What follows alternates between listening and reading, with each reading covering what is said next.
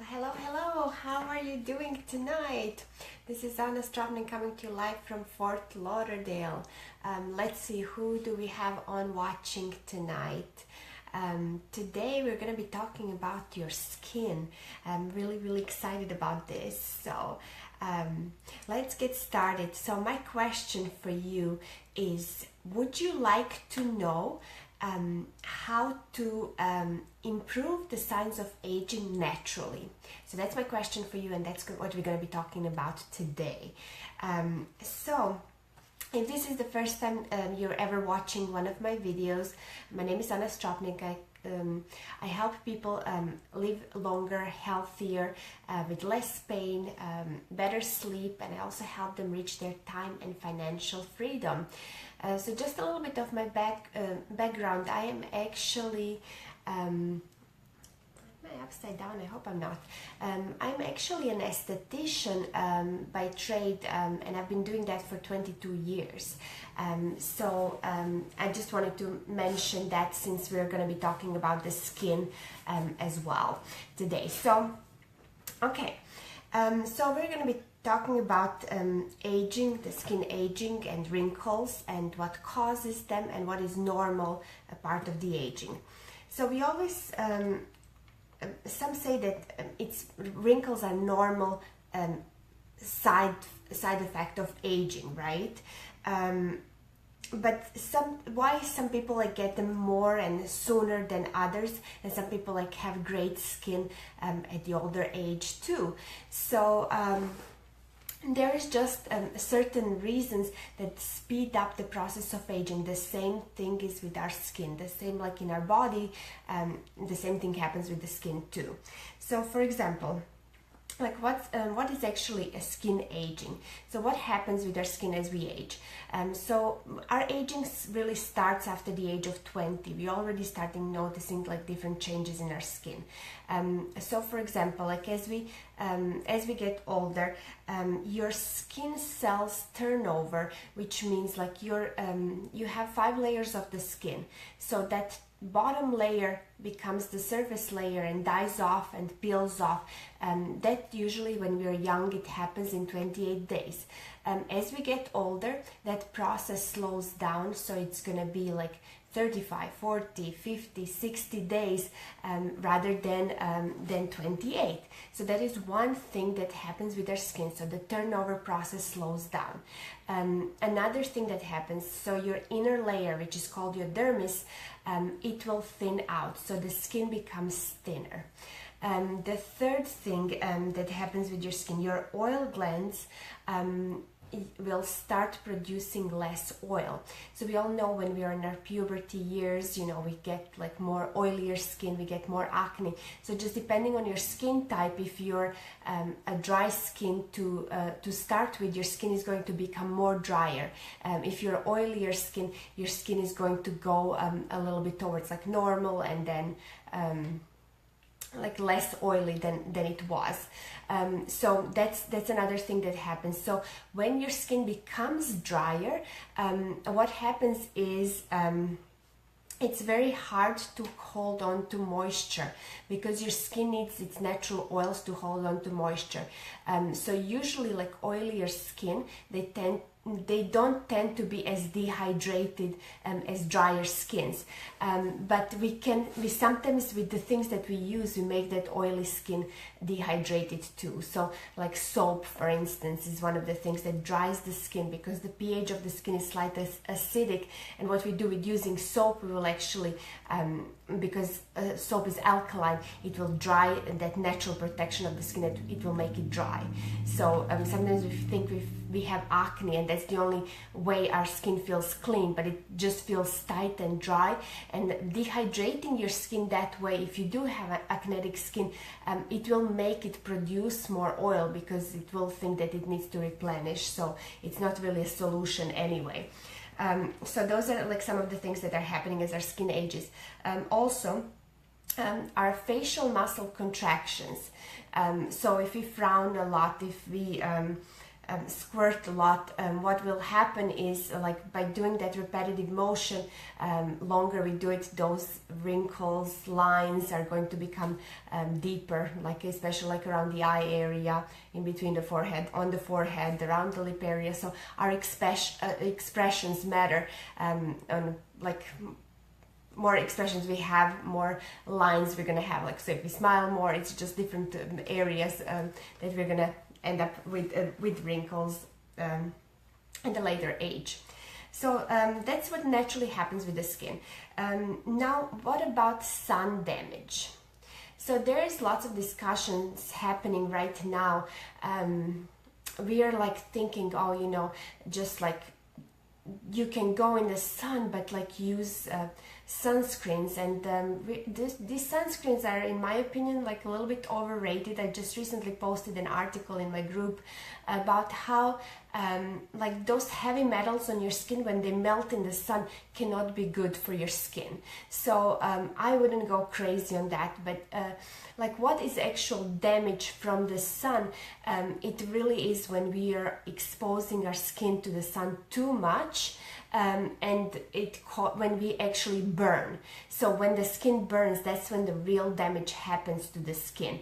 But if we don't expose ourselves to the sun at all, there is like a really increase of vitamin D deficiencies in our countries, and especially vitamin D3, and that is something that you can only get from the sun. So like, sun is good, but in moderation. So, you know, avoid the times when it's like really high, and I'm not saying like not to use sunscreens, but, you know, use them as you need it. You know, if you're really spending like your time indoors, you know, or at home, you know, like look at that moisturizer that you have. Does it have sunscreen in it already? It's not a great idea. You want to be like, if you're using it, it needs to be something that is more topical, more a physical one that reflects off the rays rather than penetrates the skin, because it can cause damage inside. So that's about the sun. Now, and also another important fact about that is, of course, like sun damage will cause cancer, but sometimes it could be exposures to the sun that happened like 10 and 20 years ago or more, that will start showing up later in life. So that's something that we need to be considered. You know, we can just say, oh, you know, like I like burn myself in the sun and like nothing ever happens and my skin is great, but like all those like hyperpigmentations and skin cancers and you name it, then they all come, like that skin damage comes, flakiness comes later on in life, so 10-20 years after. So be aware of that. Another thing that that is very much contributing to our skin's aging is smoking. So if you are a smoker, or if you were smoking before, it actually curbs the collagen in the skin. So we often know that smokers have like more wrinkles on the skin, and we lose that collagen, which is that firmness of the skin. So one reason to quit, right? So let's talk about some treatment options. So I want to talk to you about the natural ways, like something that I am a big fan of, but I will mention others too. So there's ways how you can, there's treatments that you can do to like reduce signs of aging. So some of the most populars, microdermabrasions, retin-A, chemical peels. So those three categories are basically, what they're doing is they're peeling off the layer of the skin, the first layer of the skin, which is really your dead cells that are just like fish scales just flaking off the skin. They need to come off eventually. They do come off anyway. But when we are doing peels or microdermabrasion, we're just helping them and moving them off a little bit faster. So reasoning for that is so we are stimulating that bottom layer to actually come out to the surface quicker. So that's all about that turnaround process. So it stimulates your collagen, it stimulates your cell production. So that's a great way to, and also like that layer of the skin is often makes our skin look dull and dry and flaky. So it's a good idea to remove to help remove that layer of the skin, and then your moisturizers and everything will penetrate in better and work in deeper level. So I'm a fan of that. It's just I'm not a fan of like doing it too much, everything in moderation, and like really harsh peels that go like deeper than that first layer can sometimes like cause damage to the skin, and some skins are very sensitive to that as well. So that's one way. The other way is doing a laser. Now, when you're working with peels, you're working from outside in. With lasers, it's working from inside out. So the rays are actually penetrating inside the skin, and they're stimulating the collagen production. So they're regenerating the skin from inside out. So those are like some of the ways that you can get it done in dermatologist's office or in a beauty salon. Esthetician, licensed esthetician can do most of those peels. Now there's another thing that is very popular now. It's Botox. So the way this works, it actually will stop that contraction of the muscles. So all of those like muscles that we are using that are making our wrinkles more prominent, they will actually block that muscle. So that's one thing that is becoming very popular. But sometimes like those lines are really deep and we need something like fillers. So that's another thing. We're using filler injections to some of them are actually even like producing your skin's collagen. They're supposed to be doing that too. But it's just like up to you, like which approach you would like to take. I personally like natural approach better. I'm not against peels and microdermabrasion, but with other like more aggressive things, I would rather wait if there is a natural way. So let me talk to you about what I'm using and what I discovered for my skin. So I'm using something that is very new, a new science. It's called Nutrigenomics. So what that means, it's NRF2 technology for the skin.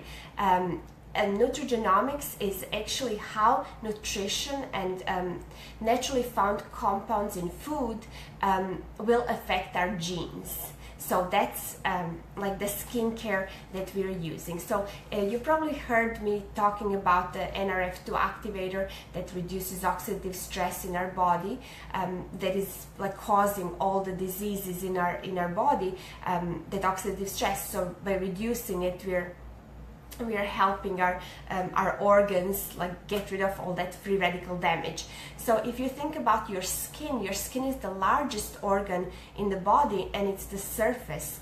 So all the pollutants, everything around us, it will affect our skin first before it gets inside and starts damaging the organs. So I'm sorry guys, I can't see any comments, but thanks for watching. I'll have to look at them later.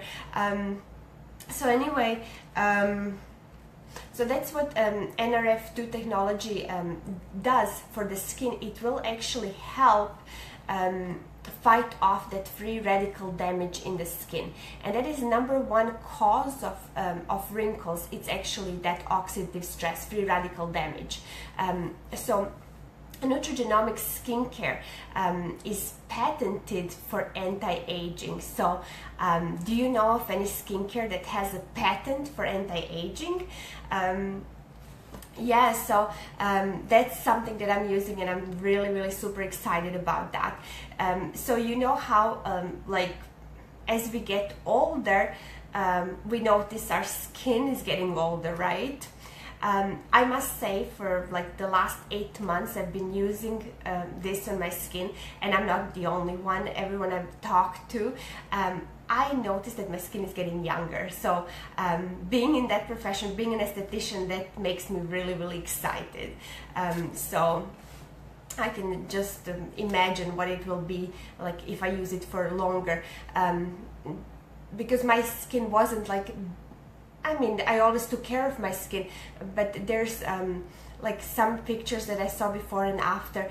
Oh my goodness, like the smoker's lines around the mouth, and then nasolabial, like it's just like everything is disappearing, and people are literally looking younger after using it. So it helps. How it works, because it cracks that gene code, it actually gets into the cells, repairs the cell, so cell can use and make and create its own nutrients, its own collagen, vitamins, minerals, anything that it needs. So not only that it will like make the skin more youthful, it will also regulate the pigment. So like any like flakiness, any hyperpigmentations, it also evens out the skin tone. So really, really exciting, and it's like absolutely natural. So the most sensitive skins can use it, and it's not working on that. It's not like peeling the skin at all. It's working from the inside. It's on the 5th level. So all of those skincare ranges, they work on 4 levels only. This works on the 5th level, down in the DNA of the skin. So really, really cool.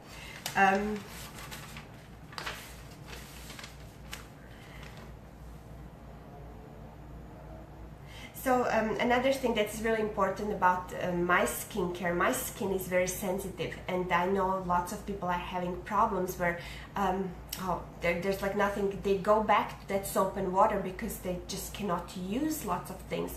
And the reason for that is because most of the cosmetics are filled with artificial coloring, perfumes, GMOs, just loaded with chemicals, sulfates. So all of that is very damaging on the skin. And if you have a very sensitive skin, most of those things you cannot use. And I was always like really, really sensitive. Those who know me, I would break out around my eyes. I could never use like an eye product. But now I use the eye serum, and it's a serum that actually is used for the upper lid, and it helps lift it. I absolutely love it, and I had never had any problems. I tried it and I'm like, okay, let's see, let's try it for 3 days and see what happens. But no sensitivity and no puffiness, which is often what I would get. So really, really exciting. All right, so I wanted to announce something for you today.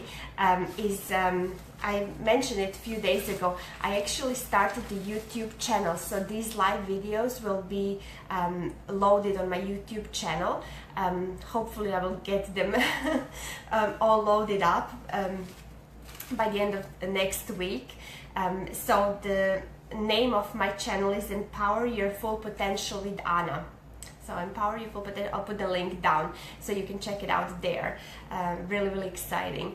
And then if anyone wants to have, I'm offering free 15-minute consultations about the skin, so you can message me if you would like me to do that for you. And thank you all for watching. I will see you again tomorrow. Have a great night.